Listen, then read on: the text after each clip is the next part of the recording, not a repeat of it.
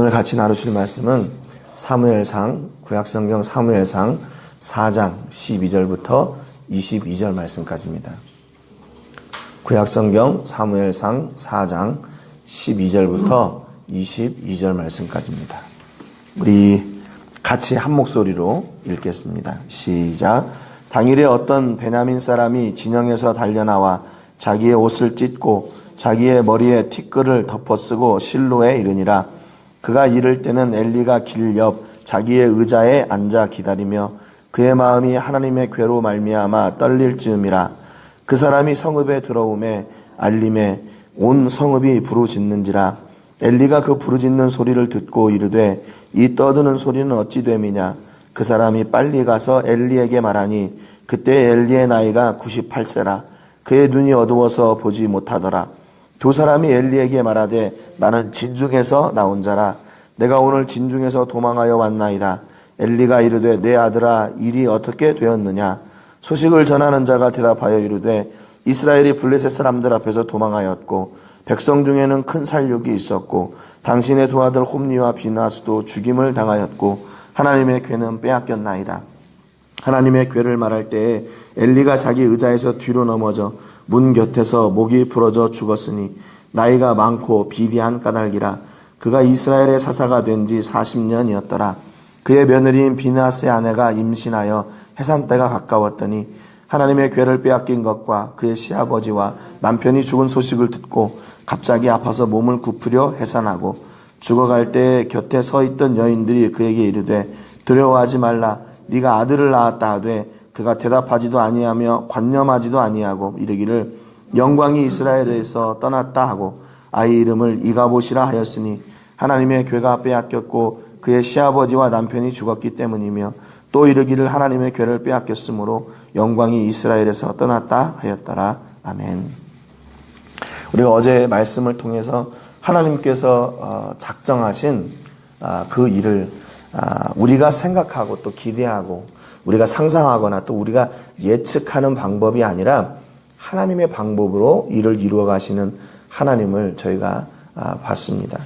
하나님은 엘리 제사장 가문에게 징계하시기 위해서 블레셋과의 전쟁을 일으키고 그 두 번의 전쟁을 통해서 이스라엘 백성들이 34,000명이나 죽게 되는 그런 아픔을 누리게 됩니다. 근데 그냥 어제도 말씀을 드렸지만 그냥 엘리의 가문에 가셔서 그냥 그들을 딱 징계하시면 좋을 텐데 이게 일이 커져가지고 엄청난 사람들이 죽게 되는 거죠. 그런데 하나님이 왜 그렇게 일하십니까? 라고 물어본다면 하나님이 아닌 이상 그 일을 어떻게 내가 왜 이렇기 때문이다 라고 대답할 수 있는 방법이 없다는 거죠. 그래서 우리가 믿는 것은 뭐냐면 하나님이 언제나 가장 선하신 방법으로 일을 하시기 때문에 그 일조차도 하나님의 선하신 그 은혜 가운데 있는 일이다. 하나님의 섭리 가운데 있는 일이다 라는 겁니다. 그래서 우리가 역시 마찬가지로 우리 삶 가운데도 그런 실패와 고난과 고통의 시기가 다가올 때에 눈앞에 있는 그것만 우리가 집중하지 말고 그 뒤에 있는 그 너머에 있는 하나님의 뜻, 그 하나님의 은혜, 하나님의 섭리를 우리가 바라보자 이렇게 말씀을 드렸습니다. 이런 전쟁의 와중에 12절에 보니까 한 사람이 베냐민 사람 가운데 그 한 사람이 그 전쟁의 진영에서 살아 돌아왔어요. 실로에 돌아옵니다. 그래가지고 돌아올 때 보니까 자기 옷을 찢고 자기의 머리에 티끌을 덮어쓰고 실로에 이르니라 그랬습니다. 그러니까 지금 전쟁의 상황이고 또 그런 슬픔의 소식을 전한다는 것이 아마 이 사람에게는 엄청난 부담이자 이거를 꼭 해야 되나 하는 그런 마음이 들었을 겁니다. 이왕이면 여러분 좋은 소식을 전하는 사람이 되면 좋잖아요. 성경에도 보니까 이사야 52장 7절에 좋은 소식을 전하며 평화를 공포하며 복된 좋은 소식을 가져오며 구원을 공포하며 시온을 향하여 이르기를 네 하나님이 통치하신다 하는 자의 살을 넘는 발이 어찌 그리 아름다운가 그랬습니다. 그러니까 아름다운 발은 어떤 발이냐면 어떤 사람인가 하면 좋은 소식을 전하는 사람이에요. 좋은 소식. 그러니까 그 소식을 통해서 생명이 살게 되고 또 영광이 드러나고 이런 구원이 선포되고 평화가 선포되는 이런 사람이 좋은 소식인 거죠. 그런 소식을 전하는 사람의 발이 어찌 그리 아름다운가 성경이 그렇게 노래하고 있습니다. 그런데 이 사람은 그 발걸음이 그렇게 아름답지 못했을 것 같아요. 그 마음이 그렇게 가볍지 못했을 것 같아요. 왜냐하면 벌써 34,000명이나 되는 사람들이 죽었으니까 그 가족을 잃은 나머지 유족들, 또 그 전쟁을 기대하고 있던 사람들, 얼마나 많이 상처가 되고 아픔이 되겠습니까? 그런데 그때 13절에 보니까 엘리는 길 옆 자기의 의자에 앉아 기다리고 있었어요. 그런데 그때 엘리의 마음은 어땠냐면 하나님의 괴로 말미암아 떨릴 즈음이다 그랬습니다. 그러니까 지금 엘리가 자기 성소에 있던 하나님의 법궤를 전쟁터로 가지고 나갔잖아요. 그러니까 이것이 정말 전에는 없던 전무후무한 일이거든요. 그러니까 이 엘리 제사장이 그 일을 생각할 때 너무나 지금 가슴이 두근두근 하는 거예요. 이게 어떻게 됐을까? 이게 지금 하나님의 징계의 일이 시작되었다는 얘기는 모르는 거죠. 일단 먼저 4,000명이 죽고 나니까 법궤를 옮겨야 되겠습니다 해서 그냥 옮겨간 거예요. 자기의 두 아들도 지금 전쟁터로 나갔어요. 그러니까 지금 엘리의 마음속에는 대체 일이 어떻게 될까? 그렇게 마음이 떨리고 있었죠. 두려워하고 있는 거죠. 불안한 상태에 있었던 거죠. 그런데 이 사람이 베냐민 사람이 소식을 전하러 들어올 때 13절 하반절에 보니까 그 사람이 성읍에 들어오며 알림에 온 성읍이 부르짖는지라 그랬습니다. 그러니까 지금 이 사람이 성읍에 들어오면서 그 전쟁에 참패한 그 이야기들을 막 소리를 내면서 알린 거예요. 알렸어요. 여기 부르짖다는 말은 히브리 말로 자크란 말인데 이게 울다, 부르다, 선포하다 그런 뜻이에요. 그러니까 사람들이 막 울며 소리를 지른 거예요. 울며 소리를 질렀어요. 그러니까 시간적인 차이는 있지만 이 소식이 누구에게 먼저 들려지냐면 엘리에게 들려져야 되는데 엘리에게 먼저 들려진 게 아니라 백성들 가운데 먼저 들려졌어요. 그 실로의 성읍 사람들에게. 그러니까 실로의 성읍 사람들이 난리가 났습니다. 14절에 보니까 엘리가 그 부르짖는 소리를 듣고 이르되 이 떠드는 소리는 어찌 됨이냐? 그 사람이 빨리 가서 엘리에게 말하니 그랬어요. 그 엘리가 이 온 성읍이 막 이렇게 뒤집어지는 소리를 듣고서는 야 이게 어찌 된 일이냐 물어보니까 그 베냐민 사람이 그때 엘리에게 가서 이야기합니다. 왜 먼저 찾아가지 않았을까? 엘리를. 15절에 보니까 그때 엘리의 나이가 98세라 그의 눈이 어두워서 보지 못하더라 그랬습니다. 그러니까 지금 엘리는 그 실로에서 제사장의 직분을 감당하고 있지만 그 제사장다운 모습이 없었던 거예요. 그 안에. 그 두 아들들은 계속 악행을 했지요. 또 엘리는 그것을 가만히 내버려 뒀죠. 그러니까 백성들 가운데서도 엘리의 제사장직, 그가 사사로서의 그 직분, 이것을 인정받지를 못했던 겁니다.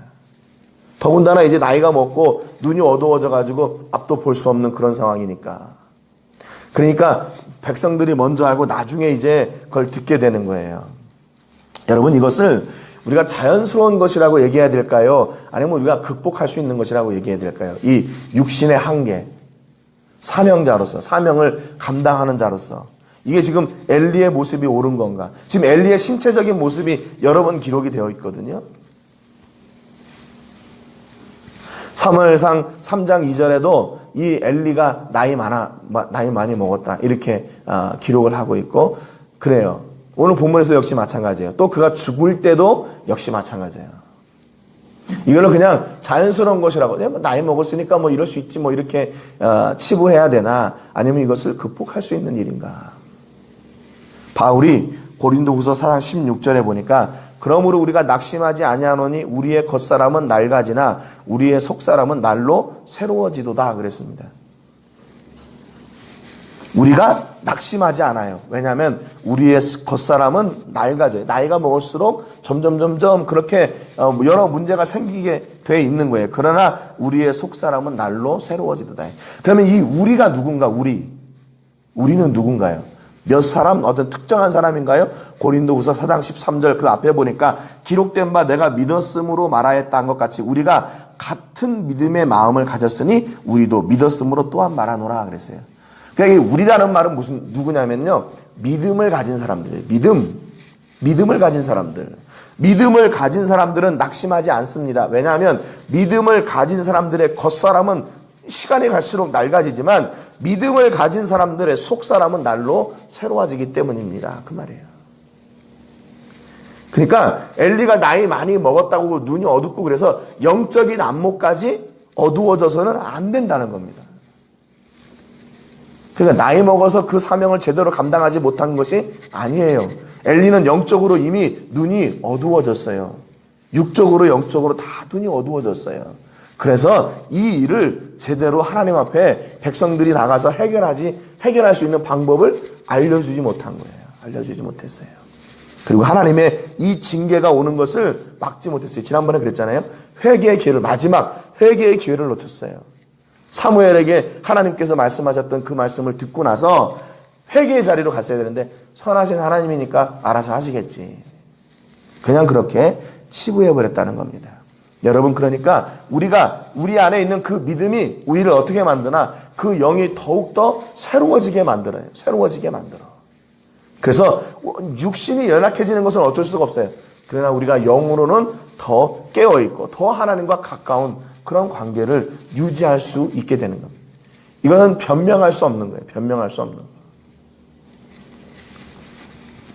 베냐민 사람이 엘리에게 16절에 그 사람이 엘리에게 말하되 나는 진중에서 나온 자라 내가 오늘 진중에서 도망하여 왔나이다. 자기가 누구인지 이야기합니다. 그랬더니 엘리가 물어봐요. 내 아들아, 일이 어떻게 되었느냐. 지금 엘리의 가장 큰 관심사가 그거잖아요. 이거 대체 하나님의 법궤가 어떻게 됐을까? 자기 아들들이 어떻게 됐을까? 이 전쟁을 블레셋과의 전쟁에서 지난번에는 졌는데 이번에는 어떻게 됐을까? 그거 물어봤겠죠.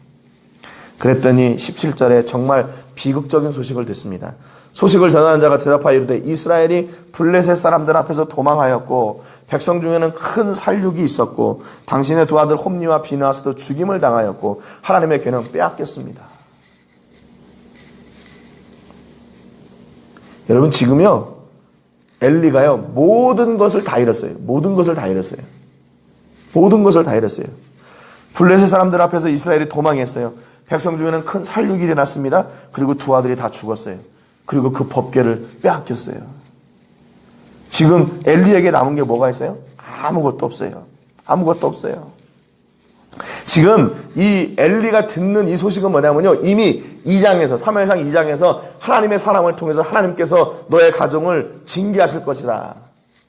또 3장에 사무엘을 통해서 하나님께서 그 엘리의 가문을 징계하시겠다는 소식을 또 들어요. 그 들은 소식을 오늘 목격하게 되는 충격적인 날인 거예요. 아, 진짜 하나님이 내게 말씀하셨던 그 저주, 그 징계를 오늘 우리 가문에 내리셨구나. 이제 우리 가문은 끝났구나. 그렇게 되는 거죠. 18절에 하나님의 궤를 말할 때 엘리가 자기 의자에서 뒤로 넘어져 문 곁에서 목이 부러져 죽었으니 나이가 많고 비대한 까닭이라. 핑계할 수가 없는 거죠. 그가 이스라엘의 사사가 된 지 40년이었더라. 그런데 성경은요, 이 엘리를 뭐라고 얘기하냐면요, 사사라고 이야기해요. 그 시대의 제사장이라고 인정합니다. 그러니까 중요한 건 뭐냐면 하나님께서 엘리를 그렇게 사용하시려고 부르셨다는 거예요. 처음에는 사사로 사용하시고 제사장으로 사용하시려고 분명히 부르셨다는 거예요. 그 기간이 40년이에요. 40년. 1, 2년도 아니고 1, 20년도 아니고 40년 동안 그가 하나님의 기대를 받고 있었다는 거예요. 여러분, 하나님께서 우리에게 직분을 주시고 사명을 주시는 것은 분명히 그걸 통해 이루고자 하시는 하나님의 기대가 있기 때문이에요. 제사장을 통해서는 그 제사를 통해서 백성들이 용서받고 하나님과의 관계가 회복되어지기를 원해서 제사장을 세우시는 거죠. 그렇잖아요. 왕을 세우는 것은 그 왕을 통해서 하나님의 온전하신 다스림이 백성들 가운데 이렇게 퍼지기를 위해서 왕을 세우는 거예요. 그렇잖아요.